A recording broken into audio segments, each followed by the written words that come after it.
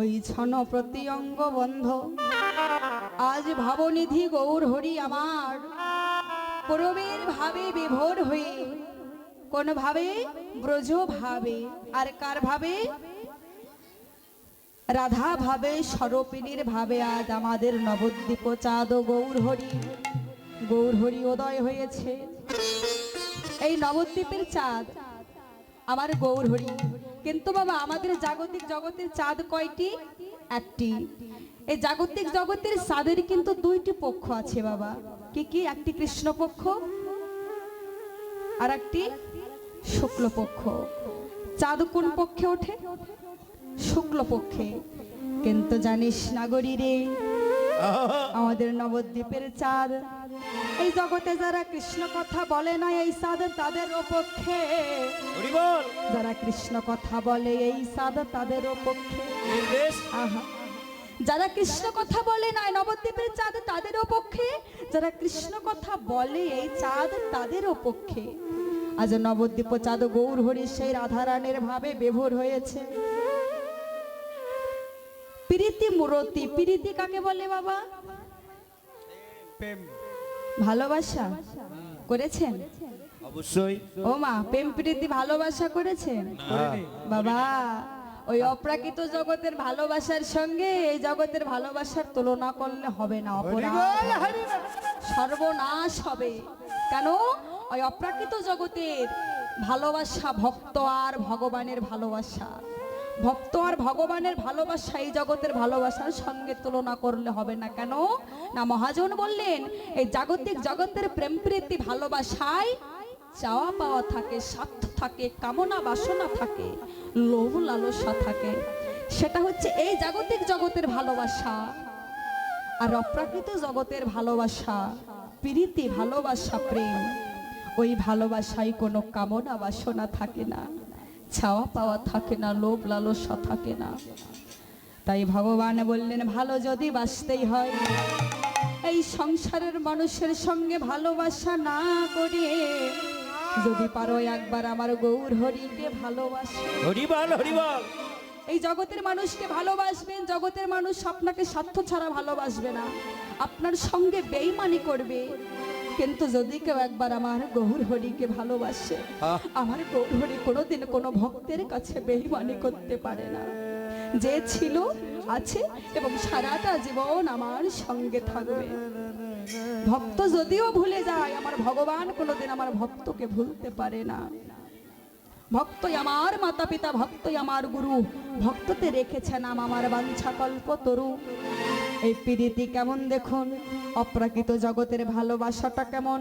এবার নয়নে নয়নে বানবরিশনে, নয়নে নয়নে বানবরিশনে, তাহাতে জন্মিল পীর, তাহাতে জন্মিল পীর, তাহাতে জন্মিল পীর, তাহাতে জন্মিল পীর। বদনে বদনে মধুর আলাপনে, বদনে বদনে মধুর আলাপনে, বদনে বদনে মধুর আলাপনে, বদনে বদনে মধুর আলাপনে, তাহাতে জন্মিল রি, তাহাতে জন্মিল রি।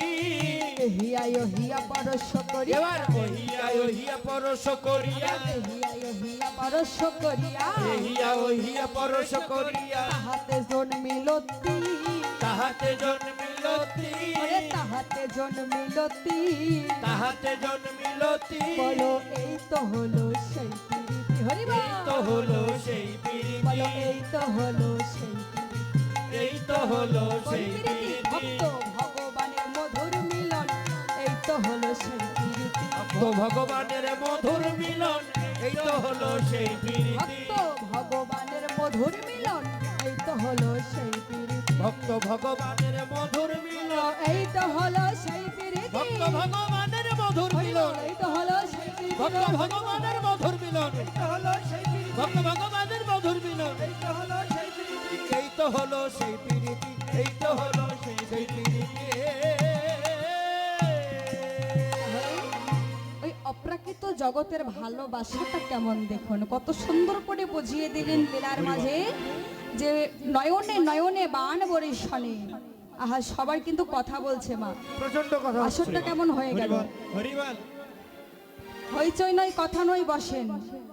আর যার প্রয়োজন হবে সে উঠে চলে যাবেন, অপরকে বিরক্ত করবেন না। হরি বল, জয় রাধে। নয়নে নয়নে বাণ বরিশনে তাহাতে জন্মিল পি। এই যে নয়ন বাবা, এত সুন্দর নয়ন দিয়েছে। নয়নটা চাইলে তো নিচেও দিতে পারতো, ভগবান দিতে পারতো না, দিয়েছে কোথায়? ললাটে কপালে, যাতে সাধুগুরুর বদন দর্শন করা যায়। নয়নটা কেন দিয়েছে? খারাপ জিনিস দেখবার জন্য না, একমাত্র গৌর হরির বদন, আর এই বাজারে এসে সাধুগুরু বৈষ্ণবের বদন হরি বল, হরি বল। দর্শন করবার জন্য নয়নটা দিয়েছে। বদনে বদনে মধুর আলাপনে তাহাতে জন্মিল রি। বদনটা কেন দিয়েছে বাবা? অকথা কুকথা বলবার জন্য, খারাপ কথা বলবার জন্য না, বদনটা একমাত্র দিয়েছে তার নাম করবার জন্য। হরি নাম কৃষ্ণ নাম বড়ই ও মধুর, যেজন কৃষ্ণ ভজে সে বড় চতুর। হরি বল। হরি কথা কৃষ্ণ কথা বড় মধুর, কথায় কথা বললে শুনলে গাইলে যায় হৃদয়ের ববজা। মধুর কথাটা হচ্ছে কৃষ্ণ কথা। তাই বদনটা একমাত্র দিয়েছে আমার গৌর হরির নাম করবার জন্য। কৃষ্ণ ভজিবার তরে সংসার আইন, মিছে মায়ায় বদ্ধ হয়ে বৃক্ষ সম হইন। একমাত্র ভগবানের কর্ম করব বলে, তার দাসত্ব করব বলেই তো আমরা এসেছি বাবা। আমরা যখন মাতৃ যথর ছিলাম, ঊর্ধ্বপথে হেট মন্ডে যখন ছিলাম, তখন ভগবানের সঙ্গে প্রতিজ্ঞাবদ্ধ করেছিলাম যে গৌর হরি, ওই জম্বুদ্বীপে গিয়ে আমি তোমার নাম করব, যেখানে হরিবাসর হবে, যেখানে তোমার ভক্ত সঙ্গ হবে, সাধু সঙ্গ হবে, ওই বাজারে আমি ছুটে যাব গৌর হরি, ওই বাজারে আমি ছুটে যাব। কিন্তু আজকে ভগবানকে দেওয়া কথাটা আমরা ভুলে গেছি। আর কি বললেন? এহিয়া ওহিয়া পরশ করিয়া তাহাতে জন্মিল তি পিরিতি। এহিয়া ওহিয়া পরশ করিয়া তাহাতে জন্মিল তি। এই বাজারে এসে ভক্তের সঙ্গে প্রেম আলিঙ্গন করতে হবে। এই বাজারে উঁচু নিচু ছোট বড় কোনো বিচার নাই, সবাই সমান। যতই রাজা হোক আর ব্যারিস্টার হোক আর শিক্ষক হয় প্রধানমন্ত্রী আসুক, এই বাজারে আমরা সবাই সমান। এই বাজারে আসতে হলে ভক্তের চরণ ধুলি মাখতে হবে, ভক্তের সঙ্গে প্রেম আলিঙ্গন কোলাকুলি করতে হবে, তবেই না সে অপ্রাকৃত জগতের প্রেম প্রীতি হবে। ভক্ত আর ভগবানের মধুর মিলনটাই এমন বাবা। জীবের কুরতি না শীতে গৌর হরি আজ মূরতি ধরেছে। কু মানে ভালো নয়, রতি মানে হচ্ছে বাসা। তাহলে ভালো নয় ভালোবাসা। বাবা একবার বুকে হাত দিয়ে বলেন তো, আমাদের বাসাটা কি ভালো আছে? ভগবান বললেন, যে মন্দিরটা আমার নিজের তৈরি, সেই মন্দিরে আমি থাকি। কত সুন্দর কথা। ওই মন্দিরটা কি ভগবানের তৈরি? ভগবানের সৃষ্টি, মানুষের তৈরি। তাহলে কোন মন্দিরটা ভগবানের তৈরি বাবা? যার যার এই দেহ মন্দির। এই সব মন্দিরেও কিন্তু ভগবান থাকে না। জগতে যার বাসাটা ভালো, স্বচ্ছ পরিষ্কার, স্বচ্ছ পরিষ্কার, বিন্দু মাত্র যার মাঝে কোনো ময়লা আবর্জনা থাকে না, সেই বাসাতেই তো আমার ভগবান থাকে।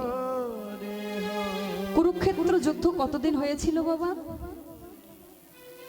মহাভারতে 17 দিন হয়নি, 19 দিন হয়নি, 18টা দিন ধরে যুদ্ধ হয়েছিল। কেন না? জীব 18টা মোকামকে জয় করেছিল বলে 18টা দিন ধরে যুদ্ধ হয়েছিল বাবা। কৃষ্ণ কৃষ্ণ হরে হরে, হরে রাম হরে রাম, রাম রাম হরে হরে, রাম রাম হরে হরে।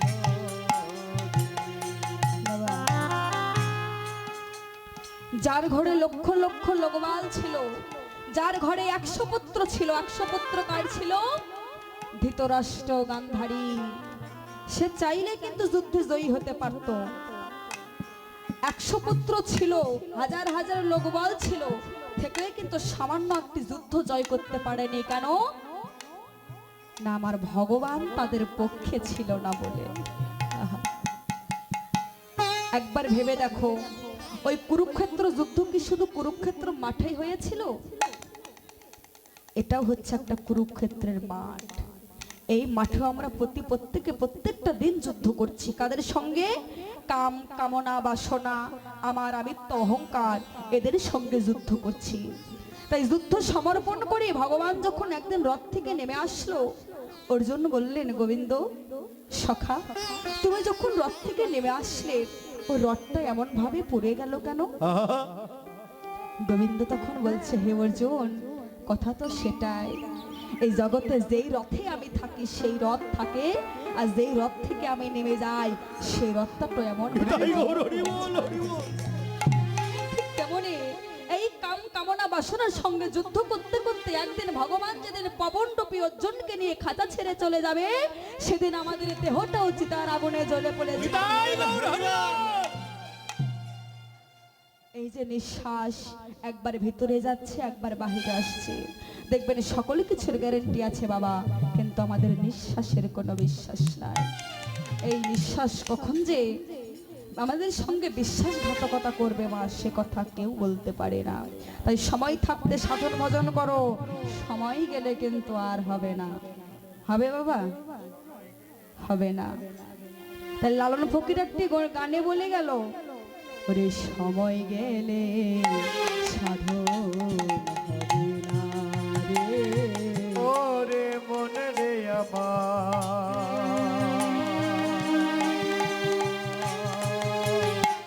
সময় গেলে সাধন হবে না রে, সময় গেলে সাধন হবে না। তুমি জানো না মন খালে বিলে ওরে থাকে না মিল জল শুখালে, তুমি জানো না মন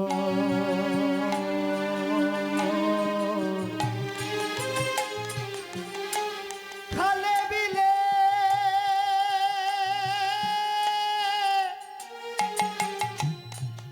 থাকে না মিল জল শুখালে।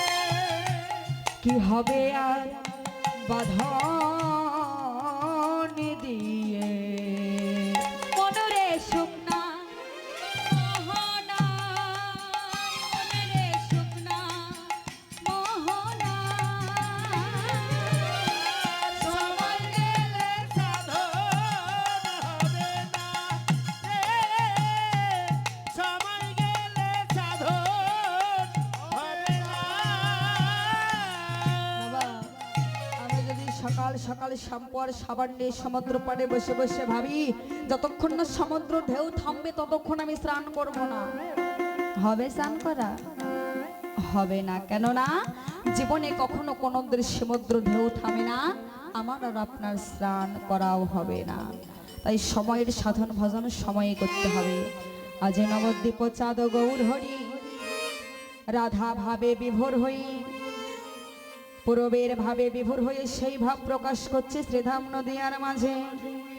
আজ কি নবদ্বীপ চন্দ্র, আজ কি নবদ্বীপ চন্দ্র, আজ কি নবদ্বীপ চন্দ্র, আজ কি নবদ্বীপ চন্দ্র। এবার কামিনী কাম কলিত কছু মানুষ, কামিনী কাম কলিত তুজ মানুষ, কামিনী কাম কলিত কছু মানুষ, কামিনী কাম কলিত তুজ মানুষ। দেখিয়েছু গজজিনি মন্দ, গতি অতি গজনি মন্দ, দেখিয়েছু গজজিনি মন্দ, গতি অতি গজনি মন্দ। কামিনী কাম কলিত তো ছো মানস গতি ও ছো গজজিনি মন্দ। গজ মানে কি মা? ঘোড়া। আপনারা বলেন তো বাবা? হাতি। গজ মানে হচ্ছে হাতি। হাতি দেখবেন তার দেহটা কিন্তু বিশাল, তার নয়নটা কিন্তু খুব ছোট, ছোট নয়নে তার বিশাল দেহটা সে নিজেই দেখতে পায় না। তো হাতি যখন রাস্তা দিয়ে হেঁটে যায়, তার পিছনে আমরা কতজন ইট পাথর খোয়া তার পিছনে ছুঁড়ে মারি, কিন্তু একটি বারের জন্য হাতি তার পিছন ফিরে দেখে না আমার লোকে কে কি বলল, কে কি ছুড়ে মারলো। ঠিক তেমনি এই ভজনটাও হাতির সঙ্গে তুলনা করলেন। ভজনের গতিটাও ঠিক ধীর স্থির করতে হবে।